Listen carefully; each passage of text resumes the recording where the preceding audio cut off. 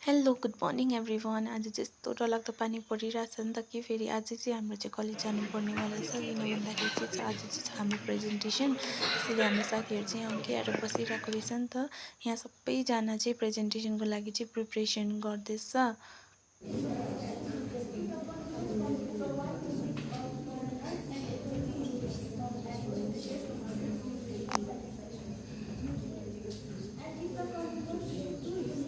यहाँ हाम्रो दुईजना साथीहरू नै प्रेजेन्टेसन सकेर एकदमै खुसी भइरहेको हेर्न सक्नुहुन्छ, एकदमै खुसी।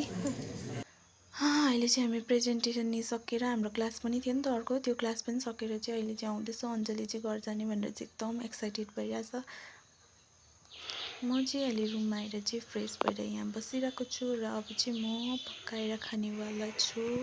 म चाहिँ चिया पिउनेवाला छु। अन्त चिया पिएर चाहिँ मेरो चाहिँ प्र्याक्टिस गर्नु छ, पढ्नु छ। किन भन्दाखेरि चाहिँ हाम्रो चाहिँ 1 तारिकदेखि चाहिँ एक्जाम सुरु छ नि त।